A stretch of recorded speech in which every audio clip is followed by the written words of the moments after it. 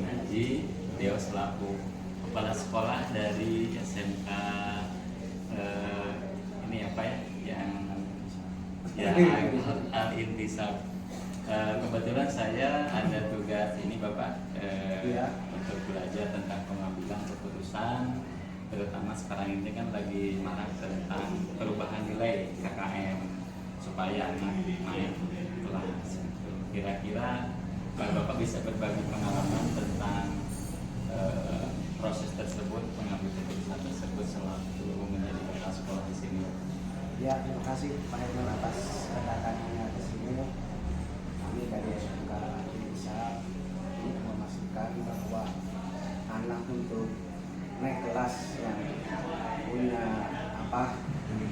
spesialis khusus itu jadi tidak serta-merta harus naik, tapi ada prosedur yang harus dijalankan. Biasanya adalah harus melalui remedial. Ya, setelah remedial yang digabung dengan keseharian, kedisiplinan, pelatihan, baru anak itu bisa naik kelas melalui KKM di atas KKM. Kira-kira keputusan itu dilema nggak Pak? Ya, sebetulnya dilema, tapi memang itu harus diambil oleh pihak sekolah untuk menolong anak tersebut. Jadi antara kemanusiaan dan itu ya Pak ya, kebijakan sekolah, kebijakan melawan kemanusiaan. Ya. Oke, jadi saya sudah Bapak secara garis besarnya pihak sekolah itu selalu membantu bagi siswa yang memang mau bekerja sama ya. Jadi tidak asal memberikan atau menaikkan nilai gitu kenaikan. Terima kasih Bapak, saya telah mengambil inti poinnya. Berarti walaupun ada rasa kemanusiaan dan dilematis, tetapi nilai-nilai akademik juga harus diambil. Terima kasih atas waktunya.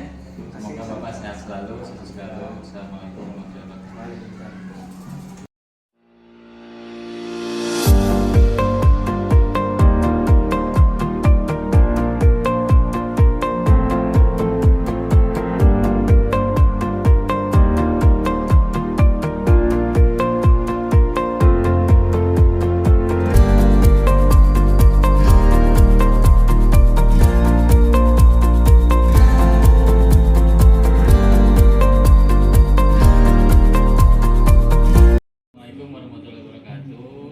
Berjumpa lagi sama saya Herman, calon CGP angkatan 10 dari SMK Negeri Cibubur Subang. Kali ini saya tidak sendiri, ditemani oleh Bapak Kepala Sekolah Bapak Ade Curi ST untuk tugas wawancara tentang keputusan yang sangat dilematis gitu. Selamat pagi Bapak, terima kasih atas waktunya. Mohon maaf, saya ingin menanyakan tentang hubungan dengan tugas saya sebagai CGP Pak, dalam mengambil keputusan. Kira-kira mungkin ada pengalaman Bapak yang bisa di-sharing untuk pengambilan keputusan yang bersifatnya dilematis gitu Pak. Ya. Baik, terima kasih Pak Herman yang sudah melakukan ataupun misalnya untuk grup penggeraknya mungkin sudah berjalan ya udah hampir kurang lebih 6 bulan ya, mau 6 bulan ya. Nah, yang pertama terkait dengan keputusan yang disebutnya dilematis di dalamnya untuk penanganan yang kita lakukan, misalnya ada hal yang memang harus dilakukan, tentu ini kan harus dikembalikan pada diri kita sendiri. Nah, dikembalikan kepada diri kita sendiri itu maksudnya adalah karena kita sebagai pendidik itu juga tidak bisa memberikan nilai itu ideal secara keseluruhannya, walaupun di dalam sisi yang lain kita harus ideal, tetapi ada sistem yang harus kita lalui. Di dalamnya ada misalnya dengan pemanfaatannya adalah memberikan pembelajaran ulang sama anak, tetapi ketika modelnya seperti itu, dan itu kan harus kita upayakan minimal standar minimal yang ada, misalnya terkait dengan nilai. Misalnya kalau misalnya anak itu diberikan nilai yang kurang, maka anak itu tidak akan naik. Kemudian juga misalnya kalau misalnya sasarannya berarti kan tinggal kita kembalikan sama diri kita sendiri sebagai pendidik. Di dalamnya juga harus kumulatifnya adalah kita sebagai pendidik itu harus memberikan seluruh model pembelajaran yang ada pada anak sampai dengan anak maksimum itu melakukan kegiatan itu pertama. Yang kemudian yang kedua, kalau misalnya hal-hal yang lain yang sekiranya bisa dilakukan, kita akan sharingnya adalah pertama dengan kebijakan, yang kedua dengan naluri kita sebagai pendidik. Itu kita sebagai pendidik itu sama seperti mendidik anak diri kita sendiri.